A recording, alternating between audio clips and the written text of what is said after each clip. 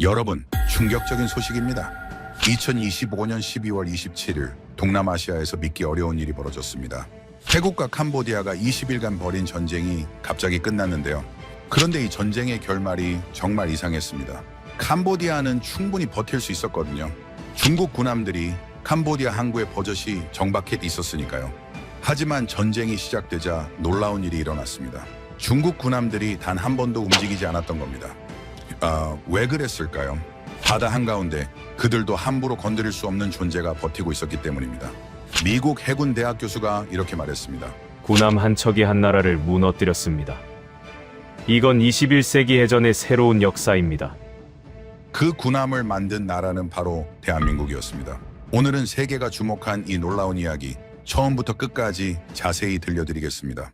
시작에 앞서 좋아요와 구독 눌러주시면 한국의 더 많은 이야기를 소개하는 데에 큰 힘이 됩니다. 안녕하십니까?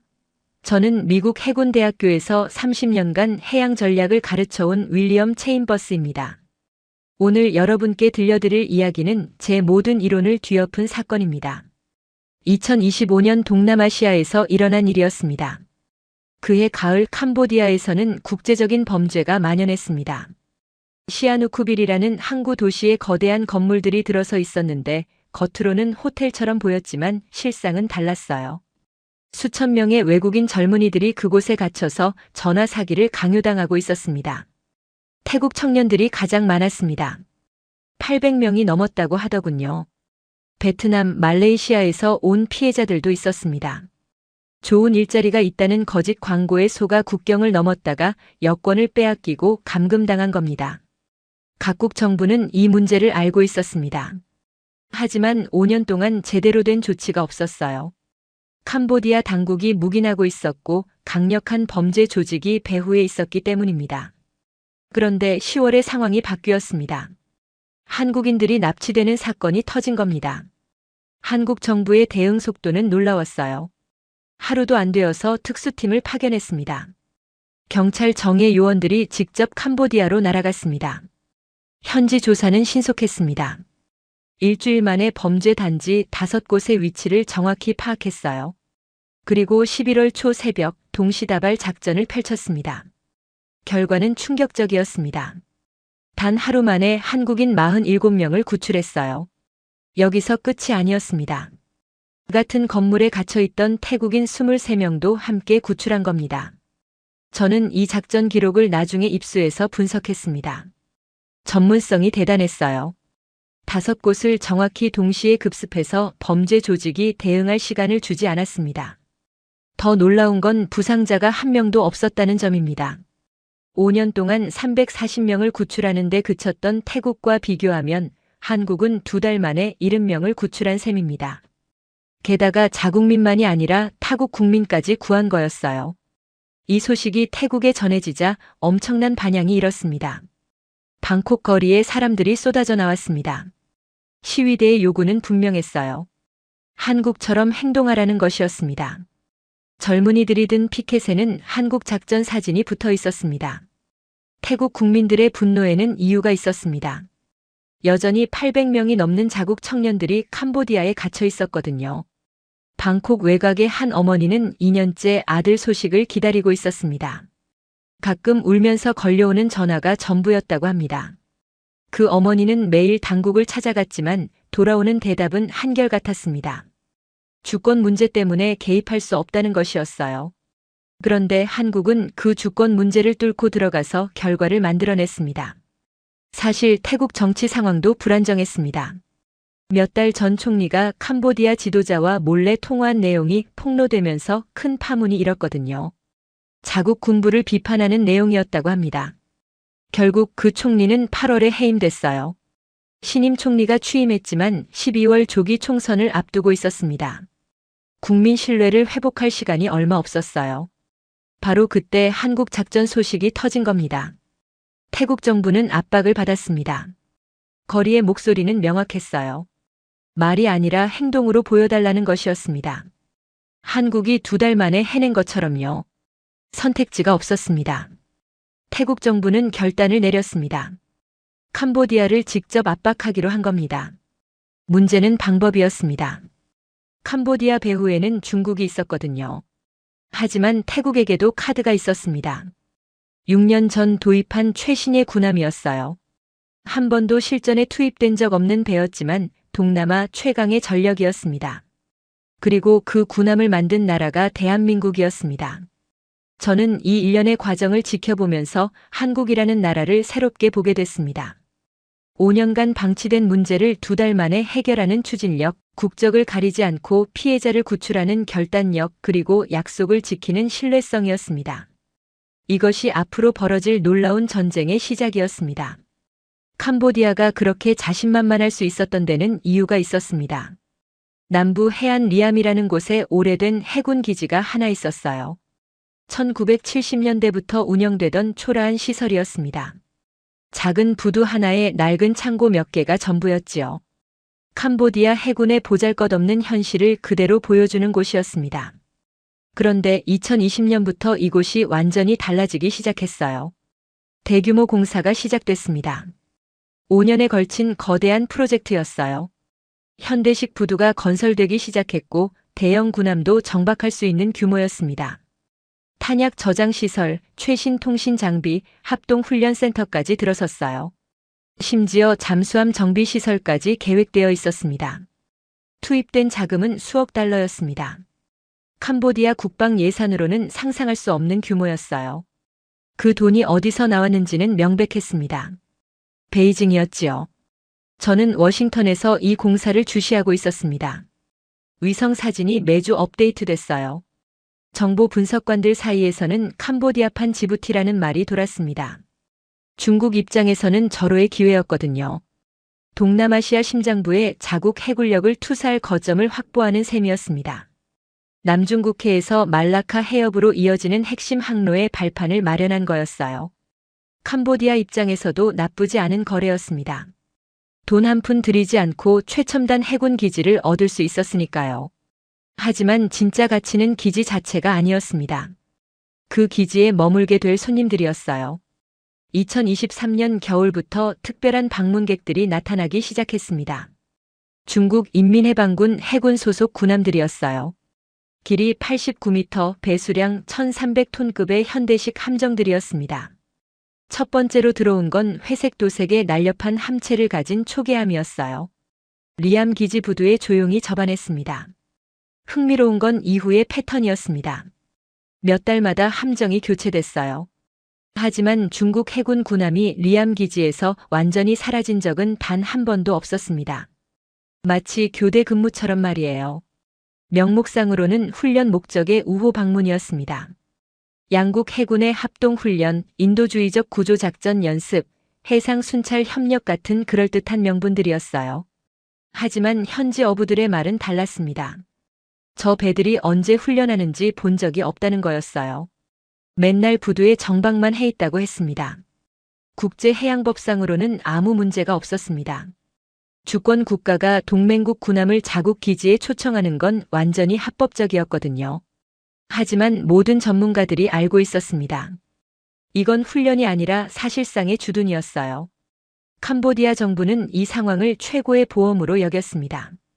태국 해군이 아무리 강해도 중국 군함이 떡하니 정박해 있는 기지를 함부로 건드릴 수는 없었습니다.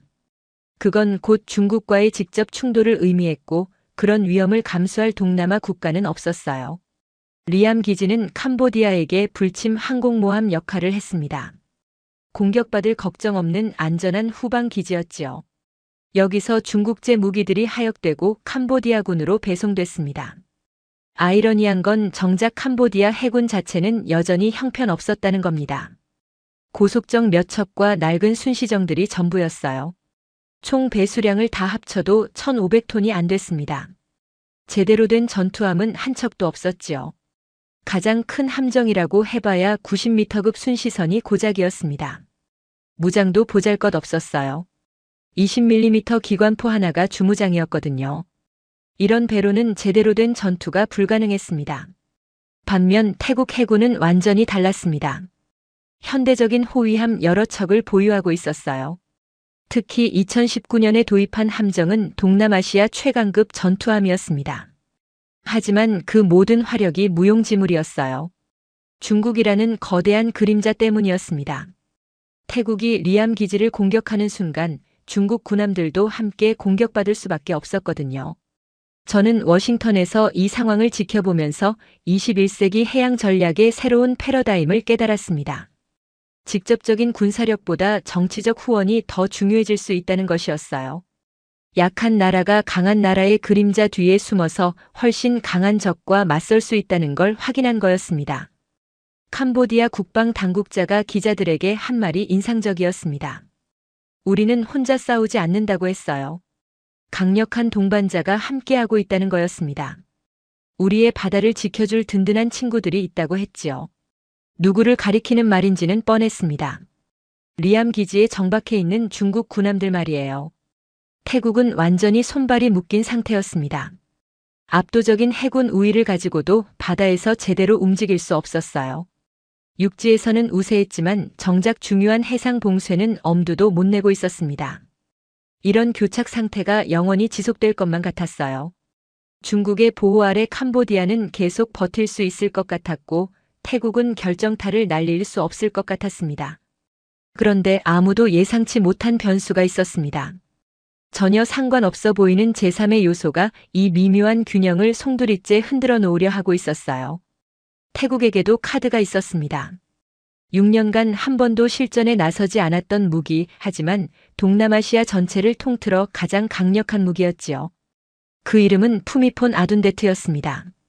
이 이름을 이해하려면 먼저 태국이란 나라를 알아야 합니다. 태국에서 국왕은 단순한 군주가 아니에요. 그들에게 국왕은 신에 가까운 존재입니다. 영화관에서도 영화 시작 전 국왕 찬가가 나오면 모든 관객이 일어나 경의를 표하지요. 푸미폰 국왕은 1946년부터 2016년까지 70년간 나라를 다스린 위대한 군주였습니다. 태국인들이 가장 존경하는 인물이었어요. 푸미폰은 땅의 힘을, 아둔데트는 비교할 수 없는 힘을 뜻합니다. 2013년 태국은 역사상 최대 규모의 군함 도입을 결정했습니다. 여러 나라가 경쟁에 뛰어들었어요. 스페인, 이탈리아, 중국까지 제안서를 냈습니다. 하지만 승자는 한국이었습니다. 3억 5천만 달러, 태국 역사상 전례 없는 금액이었어요. 한국 대우조선해양 옥포 조선소에서 건조된 이 군함은 한국 해군의 호위함을 기반으로 개발됐습니다. 길이 124m, 폭 14m, 만재 배수량 3,700톤이었어요. 최고 속도는 30노트였습니다. 축구장보다 조금 긴 크기의 군함이었지만 그 안에 실린 무기들은 정말 대단했습니다. 하늘에서 날아오는 적기나 미사일을 막는 함대공 미사일이 32발이나 탑재되어 있었어요. 한 번에 8발씩 발사할 수 있는 수직 발사관이 있었습니다. 50km 떨어진 목표물을 음속에 4배 빠르기로 날아가 맞출 수 있는 미사일이었지요. 바다 위적 군함을 공격하는 하푼 대함 미사일도 8발 준비되어 있었습니다. 이 미사일은 미국에서 만든 것으로 세계에서 가장 유명한 대함 미사일이에요. 한 발로도 구축 함급 군함을 침몰시킬 수 있는 위력이었습니다. 바닷속 잠수함을 잡는 대잠 로켓도 있었어요. 22km 떨어진 잠수함까지 공격할 수 있었습니다. 그런데 가장 중요한 건 레이더였습니다. 350km까지 볼 수 있는 최첨단 레이더가 장착됐어요. 서울에서 대전까지의 거리를 한눈에 감시할 수 있는 능력이었습니다. 태국 해군이 역사상 처음으로 가지게 된 진정한 전략적 감시 능력이었지요. 이 모든 첨단 장비들이 한국 기술로 완벽하게 통합되어 있었습니다. 2019년 1월 이 군함이 사타입 해군 기지에 입항했을 때 태국 해군은 축제 분위기였어요. 그 배에는 특별한 이름이 붙어 있었습니다. 푸미폰 아둔데트. 절대 침몰할 수 없는 이름이었습니다. 태국을 하나로 묶는 이름, 그들의 영원한 국왕이자 신의 이름이었어요. 태국 해군 제독이 기자들 앞에서 했던 말이 기억납니다. 우리는 이제 진짜 해군이 되었다고 했어요. 이 함정과 함께라면 그 어떤 적도 두렵지 않다고 했습니다. 하지만 이 군함에는 한 가지 아이러니가 있었습니다. 6년간 단 한 번도 실전에 나선 적이 없었다는 겁니다. 취역 후 순찰, 훈련, 친선 방문 같은 평화로운 임무만 수행했지요. 동남아시아 최강의 전투 시스템이 창고에 모셔진 보물처럼 조용히 정박해 있었어요. 그해 겨울까지는 말입니다. 12월 어느 새벽 사타입 해군 기지의 어둠 속에서 저음의 엔진 소리가 울려 퍼졌습니다. 푸미폰 아둔데트가 드디어 움직이기 시작한 거예요. 기암으로 출항하는 푸미폰 아둔데트와 함께 태국 해군의 핵심 전력들이 총출동했습니다. 호위함 2척, 초계함 4척, 고속정 8척이었어요. 태국 해군 제1기동함대의 모든 화력이 바다로 나갔습니다. 이런 대규모 출동은 태국 해군 역사상 처음이었습니다. 평시에도 이 정도 전력을 한 번에 투입하는 경우는 없었거든요. 하지만 이번은 달랐어요. 국민들의 눈이 쏠려 있었고 정부는 결과를 보여줘야 했습니다. 함대는 타이만으로 향했습니다. 임무는 명확했어요. 해상 봉쇄 및 공급로 차단 작전이었습니다. 타이만에서 캄보디아로 향하는 모든 선박을 감시하고 차단하라는 명령이었지요. 푸미폰 아둔데트는 타이만 중앙해역, 정확히는 북위 11도 30분, 동경 103도 지점에 자리를 잡았습니다. 전략적으로 완벽한 위치였어요. 여기서 캄보디아 전체 해안선을 감시할 수 있었거든요. 레이더가 가동됐습니다. 탐지거리 350km였어요. 한 척의 군함이 캄보디아 전체 해안선을 실시간으로 감시할 수 있게 된 겁니다. 레이더 화면에는 수십 개의 점들이 나타났습니다. 어선, 화물선, 유조선들이었지요. 캄보디아의 어떤 선박도 푸미폰 아둔데트의 눈을 피할 수 없었습니다. 며칠 뒤 첫 번째 차단 작전이 시작됐어요. 중국 국적의 화물선 한 척이 시아누쿠빌로 향하고 있었습니다. 푸미폰 아둔데트에서 고속정 2척이 출동했어요. 정선하고 검색에 응하라는 신호를 보냈습니다. 화물선은 순순히 응했어요. 검색 결과 군수물자는 없었지만 선장에게 경고했습니다. 앞으로 이 해역은 봉쇄구역이다. 캄보디아 행 화물선은 회항하라고 말이에요. 그 무렵 캄보디아군이 태국 국경 도시 근처를 포격했습니다. 푸미폰 아둔데트의 진짜 위력이 드러난 순간이었습니다. 함정에 76mm 주포가 화염을 뿜었어요. 분당 120발의 연사 능력을 가진 이 주포는 25km 떨어진 캄보디아 해안포 진지를 정밀 타격했습니다. 목표물을 정확히 명중시켰어요. 이 함정의 주포가 실전에서 적의 지상 목표물을 타격한 역사적인 첫 번째 순간이었습니다. 태국 해군이 6년간 기다려온 순간이기도 했지요. 한국이 만든 군함이 드디어 그 진가를 발휘하기 시작한 겁니다. 그런데 이상한 일이 벌어졌습니다. 중국 국적 화물선이 강제로 회항당했는데 불과 30km 떨어진 리암 기지의 중국 군함들은 어디 있었을까요? 답은 간단했습니다. 그들은 기지에 그대로 머물러 있었어요. 저는 이 상황을 보면서 예상 밖이라고 생각했습니다. 자국 상선이 외국 해군에 의해 강제 회항당했는데 바로 근처에 있는 자국 군함이 아무런 반응을 보이지 않다니요. 이건 단순한 군사적 계산을 넘어선 문제였습니다. 그해 겨울 국제 정세가 완전히 바뀌어 있었던 겁니다.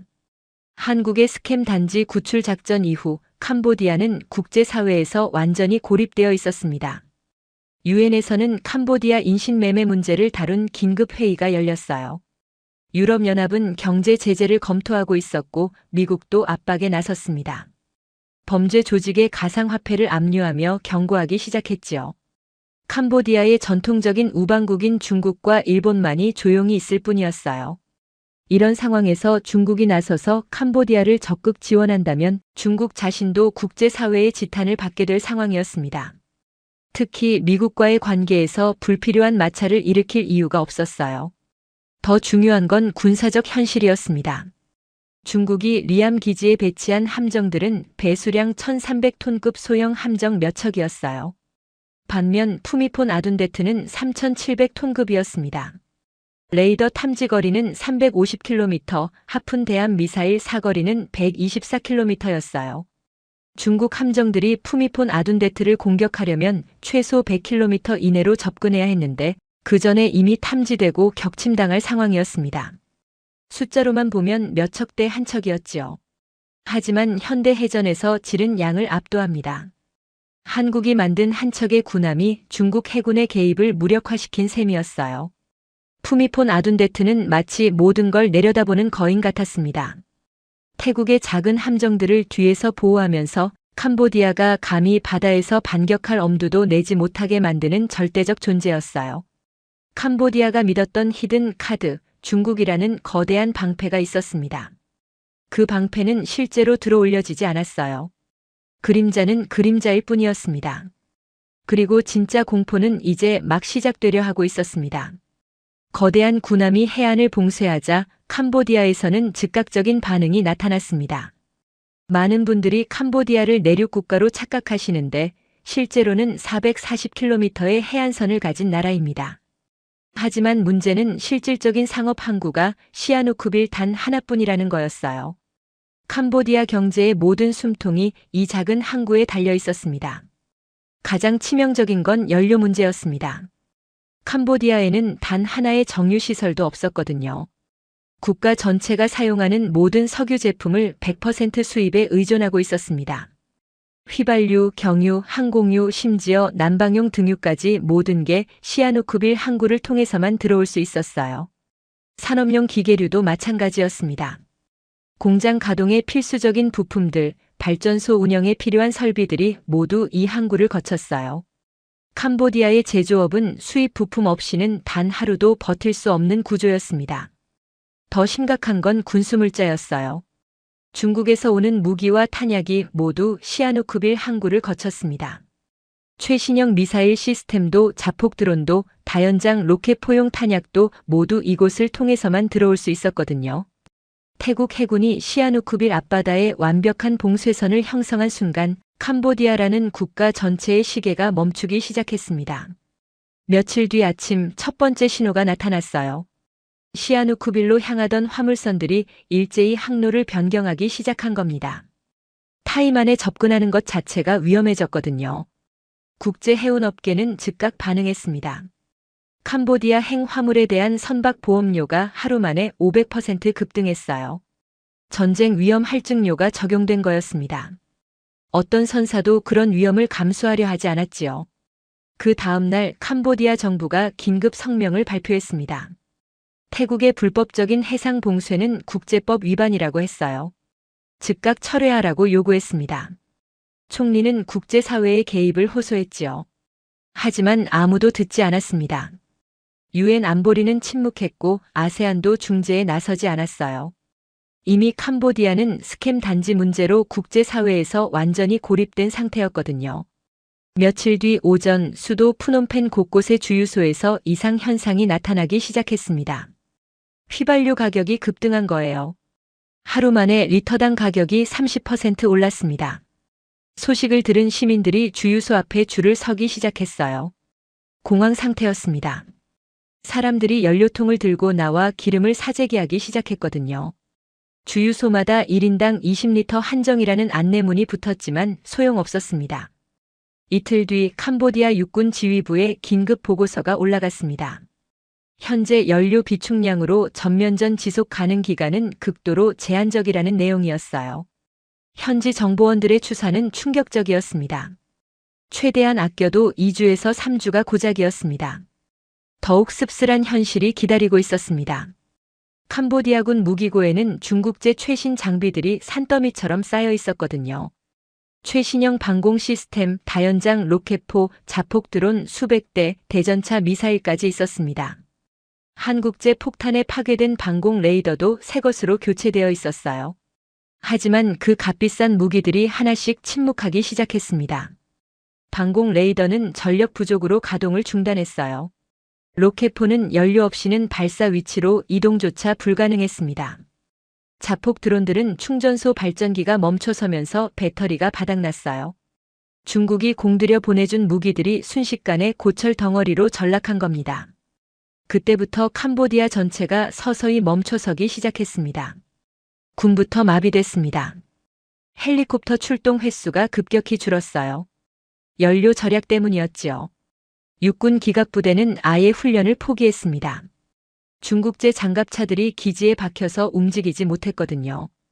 푸놈펜 외곽의 한 군부대에서는 장교가 민간 주유소 줄에 서 있는 모습이 목격됐습니다. 군용 연료통을 들고 말이에요. 민간 부문은 더욱 참혹했습니다. 시아누쿠빌 항구에서 2,000명의 하역 노동자들이 거리로 쏟아져 나왔습니다. 들어오는 배가 없으니 일거리도 사라진 거였어요. 빈 항구에는 갈매기들만 날아다녔습니다. 푸놈펜 시내는 아수라장이 됐어요. 시내의 툭툭과 택시들이 하나둘 운행을 중단했습니다. 기름값이 폭등해서 운행 자체를 포기한 거였어요. 전력 공급마저 흔들리기 시작했습니다. 화력 발전 소용 중유 재고가 바닥을 드러내면서 순환 정전이 시작된 거예요. 에어컨이 꺼진 정부 청사에서 공무원들이 부채질을 하며 일하는 모습이 목격됐습니다. 캄보디아 정부 내부에도 균열이 생겼습니다. 부총리가 비공개 강요 회의에서 터뜨린 발언은 충격적이었어요. 이대로 가면 나라 자체가 멈춰버린다고 했습니다. 현실을 직시해야 한다고 했지요. 경제부의 긴급 분석 보고서는 더욱 절망적이었습니다. 해상 봉쇄가 지속되면 일주일 내에 국가 경제가 완전히 마비될 것이라는 결론이었어요. 마침내 캄보디아가 백기를 들었습니다. 외교부가 비밀 채널로 태국에 보낸 메시지는 단 한 줄이었습니다. 휴전 협상 의사가 있다는 내용이었어요. 사흘간 하급 군사 회담이 열렸습니다. 양측 참모들이 국경지대의 한 회의실에 모였어요. 회담 분위기는 처음부터 일방적이었습니다. 캄보디아 측 대표들의 얼굴에는 지친 기색이 역력했어요. 태국 측은 요구사항을 하나씩 제시했습니다. 즉각적인 휴전, 모든 군사 행동 중단, 영공 침범 금지였어요. 포로 18명을 72시간 내에 송환하라는 조건도 있었습니다. 그리고 가장 중요한 조건이 하나 더 있었습니다. 스캠 단지 공동 대응이었어요. 캄보디아 영토 내 모든 범죄 조직 시설을 양국이 합동으로 소탕한다는 내용이었습니다.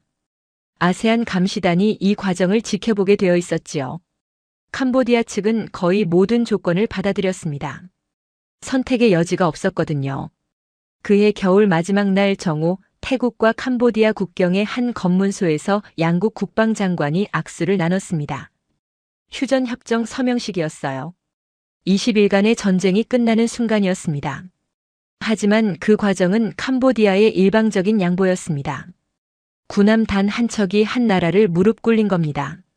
전 세계 해군 전문가들이 이 전쟁에서 주목한 건 승부의 결과가 아니었어요. 완전히 예상을 뒤엎은 과정이었습니다. 워싱턴의 국방부에서 런던의 국방청에서 베이징의 군사위원회에서 모두가 같은 충격을 받고 있었습니다. 이런 일이 어떻게 가능했을까 하고 말이에요. 저 역시 30년간 해양 전략을 연구해온 사람으로서 당황했습니다. 모든 군사 이론이 예측한 시나리오와 정반대의 결과였거든요. 이론적으로는 캄보디아가 훨씬 더 오래 버틸 수 있어야 했습니다. 중국의 든든한 지원, 육상 보급로의 존재, 게릴라전으로의 전환 가능성까지 모든 조건이 최소 몇 달은 끌 것이라고 암시하고 있었거든요. 하지만 현실은 잔혹했습니다. 보름 만에 끝났어요. 그것도 일방적인 항복으로 말이지요. 이 전쟁을 분석하면서 저는 3가지 교훈을 도출했습니다. 첫째, 해군력의 비대칭성이었습니다. 푸미폰 아둔데트 한 척의 위력이 예상을 초월했거든요. 3,700톤 배수량의 함대공 미사일 32발, 하푼 미사일 8발, 350km 탐지 거리의 레이더까지 있었습니다. 이 한 척이 캄보디아 해군 전체를 완전히 무력화시켰어요. 현대 해전에서는 질이 양을 압도합니다. 아무리 많은 소형 함정이 있어도 첨단 호위함 한 척을 당해낼 수 없어요. 기술 격차가 물량의 차이를 무의미하게 만든 겁니다. 둘째, 그림자 억지력의 허상이었습니다. 캄보디아는 중국이라는 거대한 우산을 믿었습니다. 하지만 정작 비가 내리기 시작하자 그 우산은 펼쳐지지 않았어요. 억지력이 작동하려면 실제로 사용될 의지가 반드시 있어야 하거든요. 중국은 캄보디아를 위해 자국의 이익을 희생할 준비가 되어 있지 않았습니다. 형제는 형제를 구하러 오지 않았어요. 셋째가 가장 모두를 놀라게 한 지점이었습니다. 바로 한국 해양방산에 숨겨진 실력이었습니다. 솔직히 한국하면 대부분 민간 선박 제조에 뛰어난 나라로 생각하지요. 유조선, 컨테이너선, LNG 운반선으로 세계 1위인 조선 강국이라는 건 모두가 인정하는 사실입니다. 하지만 군함은 별개 문제라고 여겨졌거든요. 군함 건조는 민간 선박과는 완전히 다른 영역이니까요. 복잡한 무기 체계, 전자전 장비, 생존성 설계까지 단순히 조선 기술만으로는 해결할 수 없는 분야였습니다. 그런데 실제 해전에서 한국제 군함의 실전 성능을 목격하는 순간 모든 의구심이 사라졌습니다. 저는 조사를 해봤습니다. 흥미로운 사실들이 나왔어요. 많은 사람들이 몰랐던 사실이지만 한국제 군함을 채택하는 국가는 생각보다 훨씬 많았습니다. 가장 흥미로운 건 한국의 퇴역함을 주력함으로 사용하는 국가들이었습니다. 베트남이 대표적인 사례였어요. 한국 해군의 퇴역함을 넘겨받아 자국 해군의 주력함으로 운용하고 있었거든요. 이건 단순한 무기 거래가 아니었습니다. 한국 해군이 수십 년간 사용하던 함정을 베트남이 자국의 가장 중요한 전력으로 받아들인 거예요. 성능과 신뢰성을 확신하지 않으면 불가능한 결정이었습니다. 필리핀은 더욱 적극적이었습니다. 초계함, 고속정, 호위함까지 다양한 한국제 함정들을 운용하고 있었어요. 그리고 휴전 협정 바로 하루 전에 5억 7천만 달러 규모의 호위함 2척을 추가 주문했습니다. 타이밍이 우연일 리 없었지요. 더 놀라운 건 전혀 관계없어 보이는 국가들도 한국 군함을 선택하고 있었다는 사실이었습니다. 방글라데시는 한국에서 호위함을 도입했어요. 남아시아 국가가 한국 군함 기술을 신뢰한 거였습니다. 콜롬비아는 남미에서 한국제 함정을 운용하고 있었고, 이집트는 아프리카와 중동을 연결하는 전략적 위치에서 한국 군함을 채택했습니다. 왜 이런 일이 벌어진 걸까요? 답은 의외로 간단했습니다. 한국 방산업의 핵심 경쟁력은 최첨단 기술만이 아니었어요. 약속을 지킨다는 것이었습니다. 필리핀에 전투기를 판매했을 때가 좋은 예였습니다. 한국은 필리핀 측 요청에 따라 직접 페리 비행까지 해가며 납기일을 정확히 맞췄거든요. 완벽에 가까운 납기일 준수였습니다. 이것이 한국 방산업의 가장 큰 무기였어요. 다른 나라들은 어땠을까요? 프랑스는 계약 후 10년이 지나도 인도하지 못하는 경우가 있었습니다. 독일은 기술적 문제로 납기를 수년씩 미루곤 했어요. 러시아는 정치적 이유로 계약을 일방적으로 취소하는 경우도 있었지요. 하지만 한국은 달랐습니다. 약속한 날짜에 약속한 성능으로 약속한 가격에 정확히 인도했어요. 이 신뢰성이야말로 한국 군함이 전 세계로 퍼져나간 진짜 이유였습니다. 그런데 이번에 한 가지가 더 추가됐어요. 실전 검증이라는 도장이 찍힌 겁니다. 앞으로 동남아시아, 중동, 남미의 해군 참모들이 새 군함을 도입할 때 이렇게 말할 겁니다. 한국 군함 실전에서 검증됐다고 말이에요. 이번 사례를 분석하면서 저는 한 가지 불편한 진실과 마주해야 했습니다. 미국의 조선업은 쇠퇴하고 있습니다. 우리는 여전히 세계 최강의 해군을 보유하고 있어요.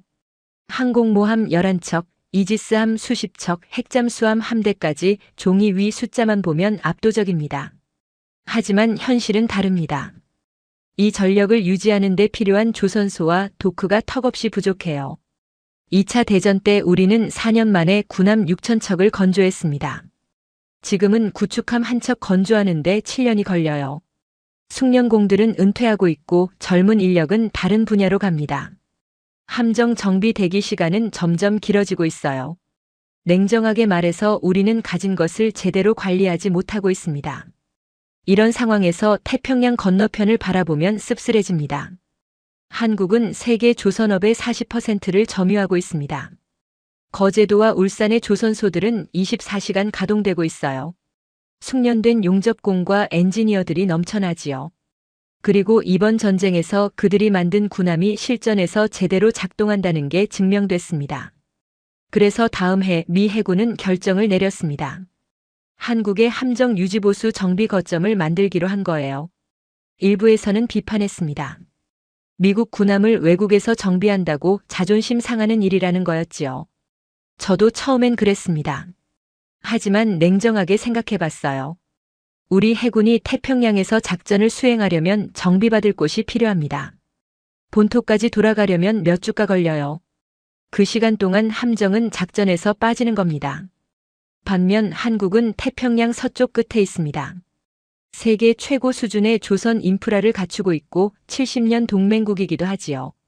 우리가 가장 잘하는 건 전략과 작전입니다.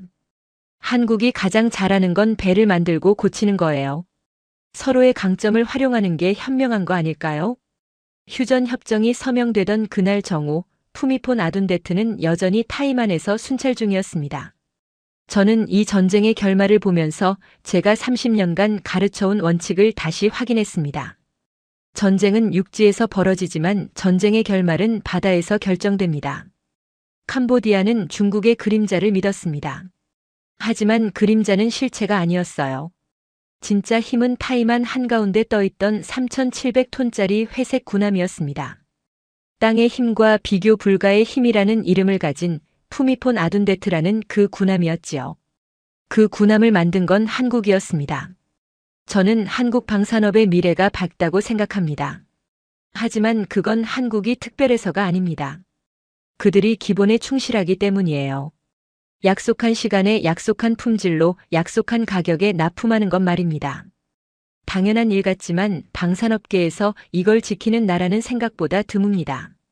저는 미국인입니다. 미국 해군의 우위를 누구보다 바라는 사람이에요. 하지만 동시에 현실주의자이기도 합니다. 21세기 해양 질서는 미국 혼자 지킬 수 없어요. 동맹이 필요합니다. 그 동맹 중에서 한국만큼 조선 능력이 뛰어난 나라는 없습니다. 우리가 설계하고 한국이 건조하고 함께 운용한다면 나쁘지 않은 분업이지요. 평소 제가 학생들에게 자주 하는 말이 있습니다. 전쟁의 결말은 바다에서 결정됩니다. 그리고 바다의 결말은 조선소에서 결정된다고 말이에요. 한국은 이걸 알고 있었습니다. 그의 겨울 타이만은 그 증거였어요. 여러분, 오늘 들으신 이야기는 단순한 전쟁 이야기가 아닙니다. 한국 기술이 세계 무대에서 어떻게 인정받고 있는지를 보여주는 역사적 순간이었습니다. 군함 한 척이 한 나라를 무너뜨렸다는 사실, 그 군함을 만든 나라가 대한민국이라는 사실이 중요합니다. 이것이 바로 우리가 자랑스러워해야 할 대한민국의 저력입니다. 감사합니다. 오늘 사연은 여기까지입니다. 군함 한 척으로 전쟁을 끝낸 한국 기술 이야기 어떠셨나요? 사연의 주인공에게 응원의 댓글을 남겨주세요. 지금까지 감동정거장에서 사연 전해드렸습니다. 사연이 마음에 드셨다면 좋아요와 구독 부탁드립니다. 시청해주셔서 감사합니다.